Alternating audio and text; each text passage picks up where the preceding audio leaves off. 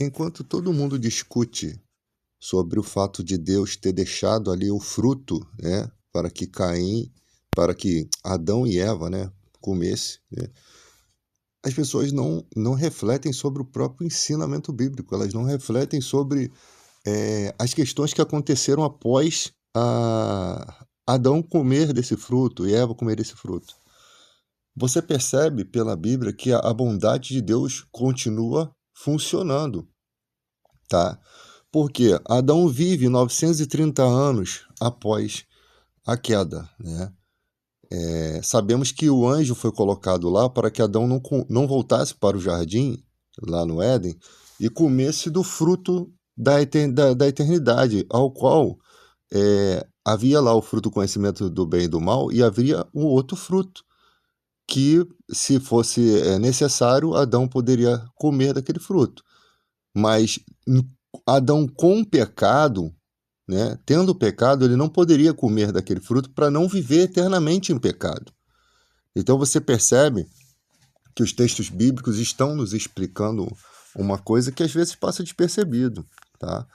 Então Adão deve ter vivido milhares de anos, porque se fora do Éden, sem o acesso ao fruto que estava lá, né?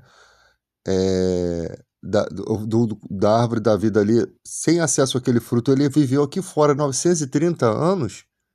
Como que era os tempos de vida de Adão antes dessa queda, tá? E aí Adão comete um erro sabendo que havia ali um fruto da vida.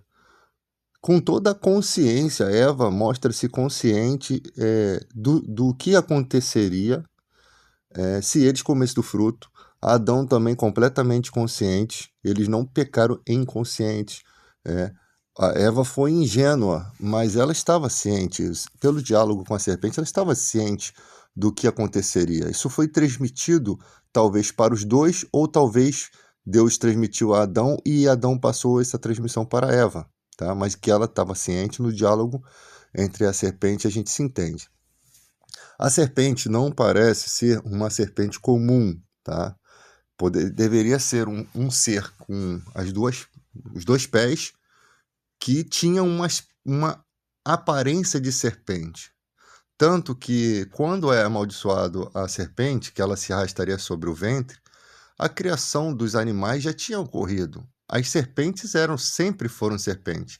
Aquela maldição que é dada é uma forma alegórica para dizer que Satanás, né, Satanás iria ferir ali o calcanhar da mulher que daria origem a Jesus. E lá na frente, no nascimento de Jesus, assim como no nascimento de Moisés, muitas pessoas foram mortas, muitas crianças foram mortas, né?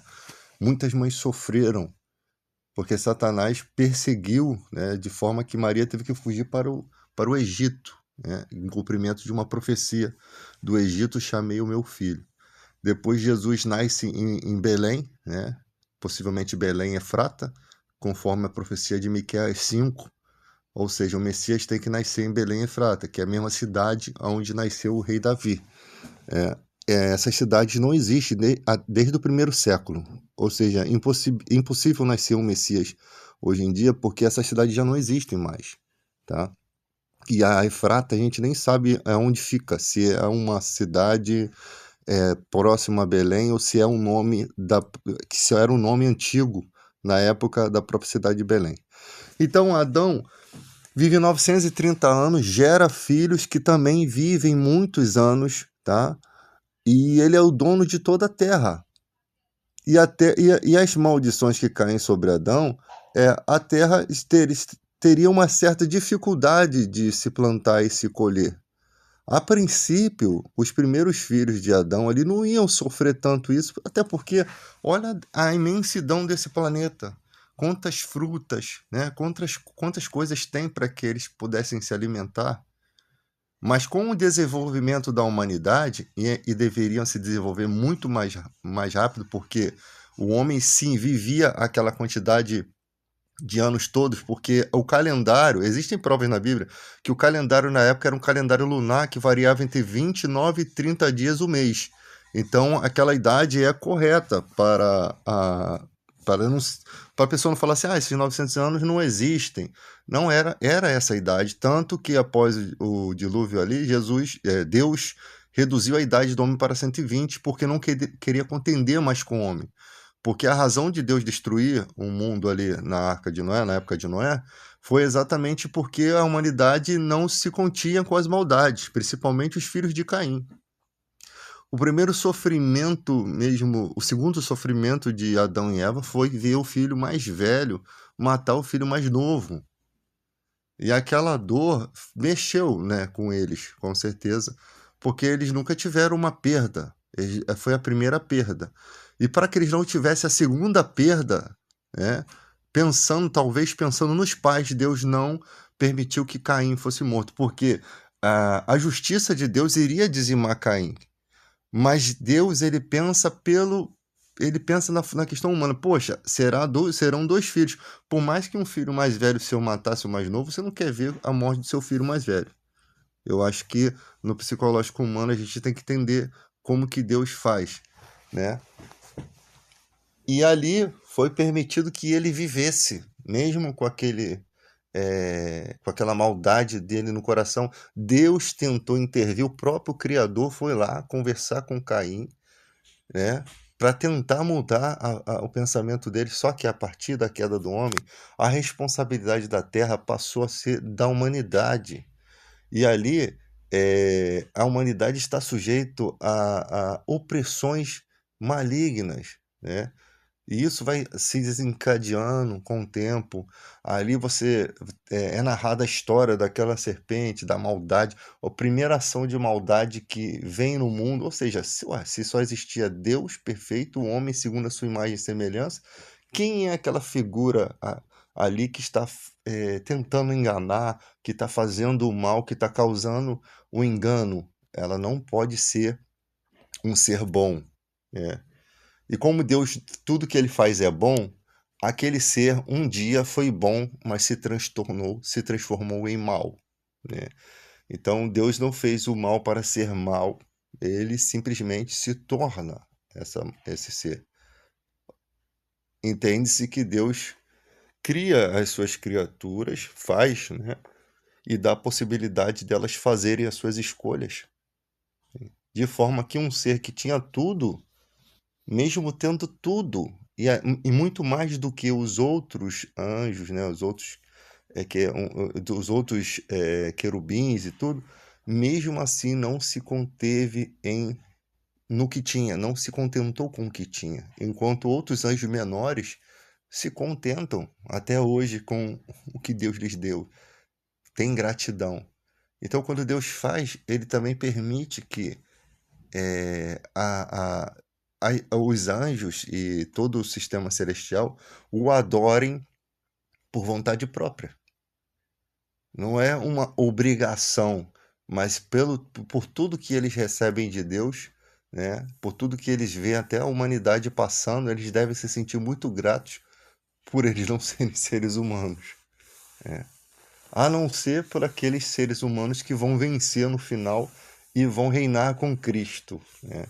Aqueles vão estar sendo colocados numa posição muito superior até aos anjos, porque vão ter a coroa, né? Vão herdar a promessa, vão reinar com Cristo. E com certeza os anjos vê um posicionamento muito bom, mas se falasse para um anjo querer ser humano para passar pelo que a gente passa aqui, eu acho que ele não ia querer, não. Acho que ele estaria satisfeito com o que ele já tem, né? Eu me contento em ser um anjo, tá bom? Ele já tem tudo de bom, né? Para que eles vão querer mais? É tipo você tem uma patente aí no exército, você vive muito bem, e às vezes o cara ser um coronel vai ter muitas dor de cabeça, muitas adversidades, que o dinheiro nem vai compensar, que a posição nem vai compensar. Às vezes o cara vive melhor em uma patente muito mais inferior, né? Mas vive bem, com tranquilidade, cria seus filhos, sua família. Então, a posição, o cargo eclesiástico não é o que dita as regras, e sim a personalidade de quem tem o cargo. Então, você percebe que Deus ainda assim fez o bem, né? Essa visão de que Deus é mal, né? Aí você vê toda a humanidade se decaindo a ponto de Deus ter que tirar essa quantidade de vida que o homem tinha. Você imagina, aí ele reduz para 120 anos, né? Você imagina como seria bom viver 1000 anos, ver seus filhos, seus netos, seus bisnetos, né? Você, se alguém falecesse, você ia ficar de luto, ia ficar triste, mas você ia se alegrar porque você tem mais filhos, mais netos, mais parentes, ia ter um conjunto de coisas. E outra coisa, quando Caim mata Abel simplesmente ele vai para o outro lado da vida, ou seja, eles estão diretamente vendo Deus se manifestava em teofonia e conversava com Adão e Eva. Possivelmente Deus pode ter se apresentado dessa forma a Caim ou falado apenas a Caim, mas de qualquer forma você entende que Deus tem um controle de todas as coisas. Se ele, com um fruto da vida, ele consegue manter a vida terrena, por que ele não consegue manter a espiritual? Então, Abel, a situação de Adão e Eva, de sentir a perda de Abel, ela se extingue um pouco porque ele sabe que Abel morreu inocente, morreu bondoso, era um homem que agradou a Deus e com certeza está num plano muito melhor do que o plano terreno. Então essa tranquilidade, né? Deus não permitiu que Caim morresse e Deus tem o controle de tudo. Deus acredita mesmo que a pessoa cometa um erro, Deus acredita que a pessoa possa amadurecer. Havia muitos anos de vida para Caim refletir sobre o que ele fez. E Adão e Eva acabou perdendo ele porque ele se afasta, né? Ele vai embora, mas pelo menos sabe que ele vai seguir a vida dele, ele vai se arrepender, ele vai ter filhos, porque é isso que os pais planejam, né? Eles não querem ver a morte do filho, mesmo que o filho cometa um ato tão grave desse. E Deus faz dessa forma, da forma dele. Não precisava pegar Caim e dizimar ele, porque se dizimar ele estaria perdido, né? Então Deus deu a condição, enquanto Abel está guardado no outro plano, trazendo um pouco de tristeza para Adão e Eva, sim, mas que essa tristeza vai ser superada com o tempo e com a fé de que lá do outro lado existe uma vida eterna, onde Abel estaria seguro com Deus. Então, Deus não é ruim. As pessoas, o mundo se transtornou de tal forma, né, que a coisa fica impossível de se viver. Existiam povos ali na época antiga, né, aí o cara fala assim: Deus mandou entrar naquela terra e dizimar todo mundo. As próprias gerações que nascessem naquele ambiente estariam completamente em risco. Você imagina você nascer exatamente no dia em que a sua mãe vai te sacrificar a Moloque. Imagina você nascer dentro de Sodoma e Gomorra. Como seria a sua vida? Chega a um ponto em que Deus, ele sabendo todas as lacunas do futuro, né? Ele sabendo como que o futuro desencadeia, e você está vendo lá no futuro que não há futuro para aquele povo. É melhor que se liquide esse povo aqui do que ele venha causando tragédias em todas as gerações. Porque é isso que acontece se um povo viver na maldade. Todos aqueles que nascerem dentro daquele cenário sofrerão abusos, sofrerão situações gravíssimas. Lá em Sodoma e Gomorra, os caras queriam abusar dos anjos, que eram homens ali, né? Nunca se manifestaram com forma de mulher. Sempre a manifestação de anjos é de semelhança a homem.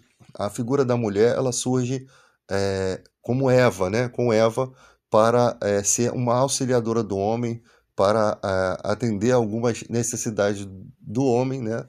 Em relação a ajudar, né? E aí ela passa também a ter seu espaço, né?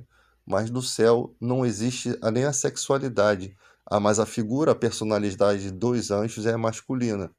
Porque Deus é varão de guerra. Deus, Jesus, seu filho unigênito, é homem, não tem uma filha. né?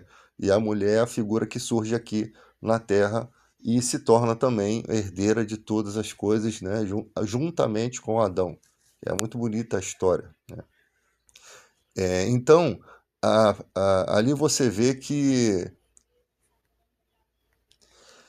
algumas nações fica impossível de se modificar. Quando Jonas vai pregar aos povos bárbaros, Jonas não queria que Deus convertesse aqueles povos.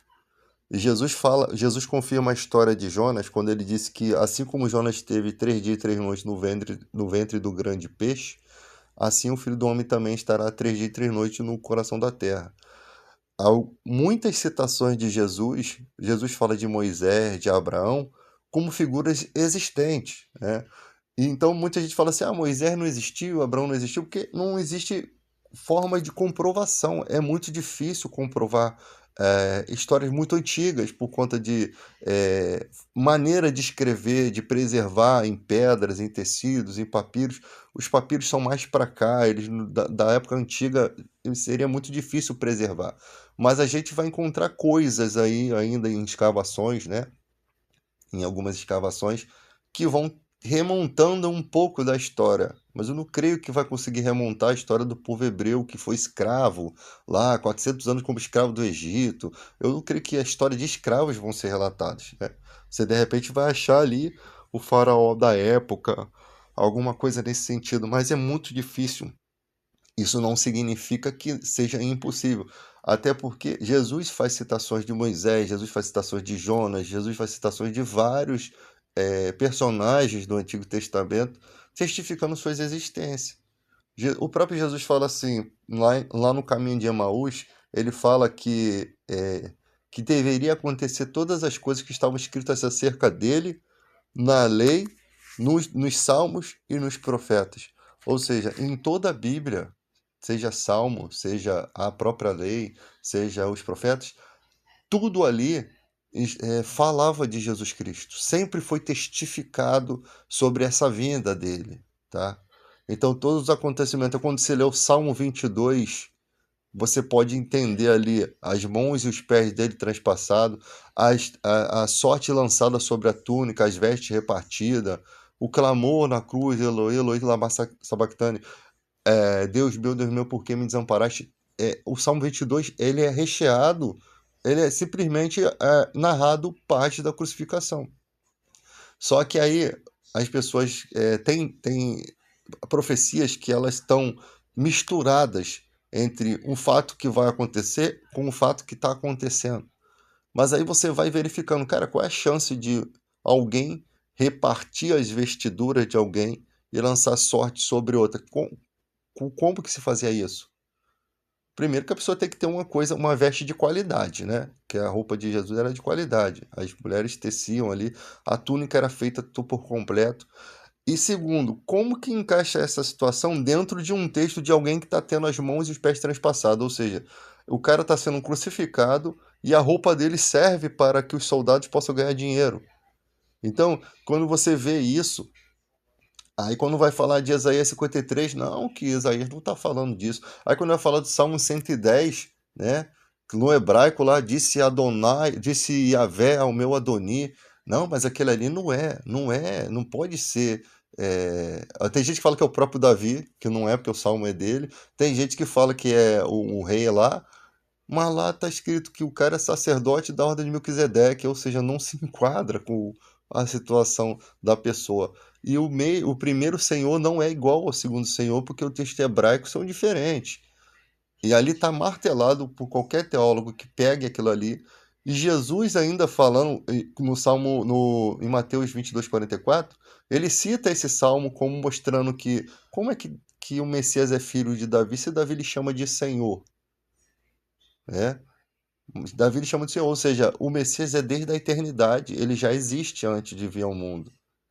E aí você quebra aquela ideia de que o Messias é um simples humano, entende? Você percebe que ele já existia na eternidade e ele vem como sacerdote da ordem de Melquisedeque, ou seja, um sacerdócio maior do que o sacerdócio levítico, vai ser explicado essas questões. Depois, quando ele morre e ressuscita, ele se torna sumo sacerdote para interceder diante de Deus para sempre. Por isso que ele é dessa ordem, porque ele é um intercessor é, para sempre, né? Ele é um sumo sacerdote que tem poder de viver para sempre. Então, os outros não, os outros morriam e eram substituídos. O sacerdócio dele é muito mais importante do que os outros, né? Ele tem uma superioridade, é baseado em melhores promessas, né? Ele é o nosso mediador entre Deus e os homens. Então, a Bíblia vai explicando aí. Tem pessoas que vão distorcendo. Eu acho que eu nem perco tempo com essas pessoas mais. Porque as pessoas querem botar suas ideias. E às vezes o cara entende de hebraico e sabe que aquilo ali não tá da forma que ele tá falando. Ele não tá sendo fiel ao próprio ensino que ele tem. Simplesmente porque ele não quer abrir mão daquilo que ele acha que tem que ficar controlando. Nós não podemos ser. Isso é falta de personalidade e de caráter. A Bíblia não pode deixar você com falta de caráter. Quando você descobre a verdade e você começa a verificar que aquilo que você sabia não era da forma que você achava, você tem que trocar por algo melhor. Você tem que avançar, porque ninguém sabe tudo. Né? É normal, quando você não tem conhecimento de grego e hebraico, você interpretar coisas de forma diferente. Né? Mas eu vou te falar, nenhum desse conhecimento vai te afastar de Deus. Porque tem gente que fala assim, cara, eu era cristão, aí quando eu estudei a Bíblia a fundo, eu deixei de crer. Como assim? O cara, o cara um dia conheceu a Jesus, ele afirma que teve esse contato, ou seja, ele era cristão. Aí do nada ele fala, nem te conheço, nunca te vi, nunca vou te ver porque você não existe. Isso não faz sentido algum. Então a pessoa não está sendo fiel nem às próprias coisas, conclusões que ela está tomando. Como é que eu vou receber entendimento de pessoas loucas dessa, que afirmam uma coisa e depois desafirma tudo? Isso não faz sentido. Não faz sentido nenhum.